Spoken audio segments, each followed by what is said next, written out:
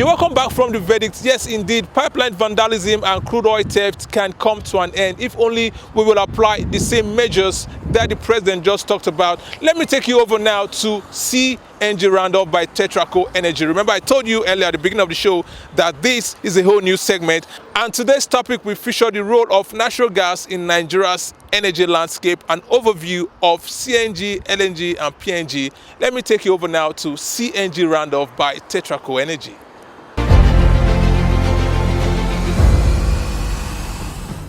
My name is Oladayo Williams. I am Program Executive at Tetracore Group. I lead the effort to expand our businesses across Africa and beyond, and generally ensure business diversification and multiplication. First off, it's important to state that as a country, Nigeria has an abundance of natural gas. In fact, we have been estimated to have about 200 TCF of natural gas reserves. And the interesting thing is that the bulk of these reserves are reserves that has not been tapped yet. In the wake of the recent changes in the energy sector and the shift away from dependence on fossil fuel as our means of energy, we are seeing more active demand for natural gas as opposed to what we used to have then. In fact, it's been estimated that we have more than 500 million of natural gas demand, which is a deficit when we compare it to the natural gas supply that we currently have. We should also know that as a country, we have quite a number of pipeline natural gas infrastructures. Before now, we've been heavily dependent on transportation of natural gas through PNG. Basically, we have pipeline networks like the ELPS, for example, AKK and OB3 that are all poised to deliver natural gas through pipelines. But there is infrastructural constraints irrespective, because what we see is that we do not have active pipelines across the country that can feed every demand center that we have. When you now also combine it with the fact that we are currently having a yearning for substituting AGO and PMS as our means of automobile fuel to natural gas, we realize that even the deficit has become quite increased. So with the constraint of natural gas pipelines to deliver gas to every single customer that requires it, then we have a case for compressed natural gas and LNG, which are basically virtual pipeline solutions that can enable us to deliver gas through specialized trucks and containerized skids that can efficiently take that gas through road networks to demand centers across the country. Tetracore Group is already a leading company in the natural gas space, particularly even in the energy sector at large. We are interestingly one of the very first companies to operationalize the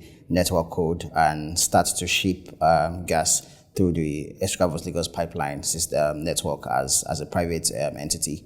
We have developed huge capacity in natural gas commercialization and infrastructure development.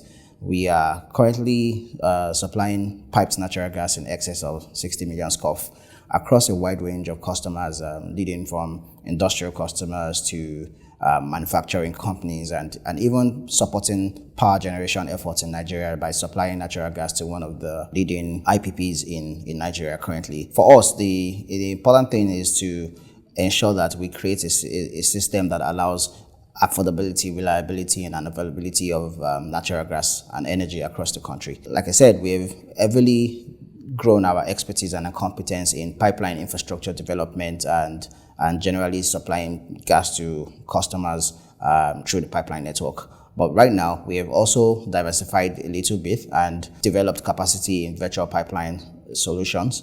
We currently commissioned our CNG facility sometime back in early this year with a combined capacity of 6 million SCOF per day. The intention for us is to continue to grow that capacity to ensure that we continually position ourselves to meet the compressed natural gas demand and generally the natural gas demand that the country may have. Additionally, just opposite our CNG facility, we also ground broke our LNG project. The LNG project is up to 10 million SCOF. That would also ensure that we are able to deliver natural gas with further distances beyond the coverage that the CNG facility can accommodate.